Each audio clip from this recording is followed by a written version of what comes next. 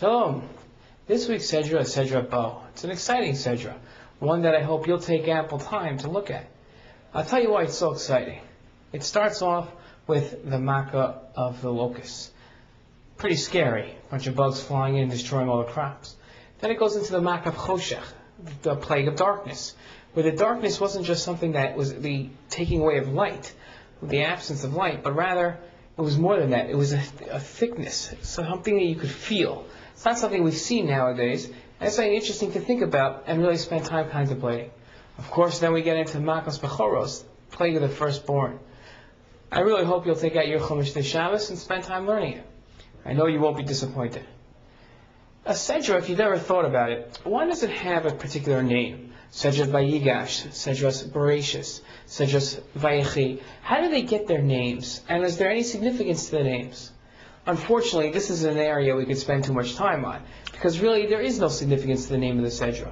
The Sedra is usually named after one of the first words in that Sedra. So, Sedras Noach is nothing special. It's not named after Noach, the star of the show. Rather, the Sedra starts off with Ele Toldos Noach, so it's called Noach. This week's Sedra, though, although it's called Bo, Bo is odd. Not so much in the fact that the Sedra is named after that word. Not that it's named Bo. The word Bo itself is strange. In fact, this isn't even the first time we see it. Bo is used 5 previous times. Bo is used when Hashem tells Moshe to go to Paro. It says, Bo el Paro. Now, it makes sense. Hashem is sending Moshe to Paro to tell him to let the Jews go.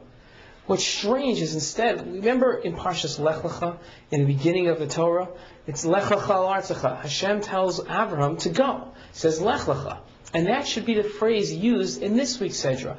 It should be Lech el Paro, go to Paro. Not Bo el Paro. Bo el Paro means come to Paro. It's not just strange in the English, it's strange in the Hebrew as well. We don't tell people to come to somebody, we say go to somebody. What's the idea? Why did Hashem use the word Bo, come to Paro? The Ibn Ezra explains that this is the last time we're going to see the word Bo. Why? Bo has a connotation of Moshe going to Paro. Hashem tells Moshe go to Paro. After this plague, this is going to be the last time we're going to have an instance where Moshe has to go to Paro. At this point, Paro is going to have to come to Moshe. There's a lot of significance in who goes to who. It's a level of power.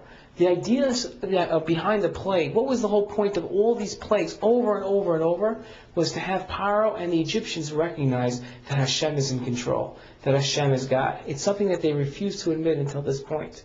That was the idea behind all the plagues. As long as Moshe is the one beseeching Paro, as long as he's the one approaching Paro, Paro has no recognition of that fact. He has no recognition of God.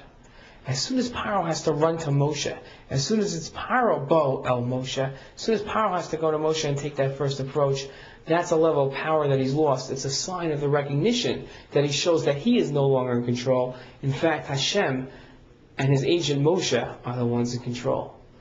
It's an interesting use of the word, and it points out a very important point. The power play going on between Moshe and Paro's recognition of who was really in control. We have a practical lesson we can learn from this as well. When we're in a fight with somebody, it's very hard. We want to make up, but it's very hard to take that first step. And for this very reason that we learned this week, taking that first step and coming to somebody else is a loss of power. It's a loss of the ego. We take a hit on that. It feels bad to do that. It's embarrassing. It's shameful. But we also have to recognize how important taking that first step is. And though it's true, it is a little embarrassing coming to somebody and saying, I'm sorry, and I was also hurt by what you did. That is a first step that's difficult to take, but one that's very important. This week's Sedra points out just how important that first step is. Have a good Shabbos, and take that first step. Shabbat Shalom.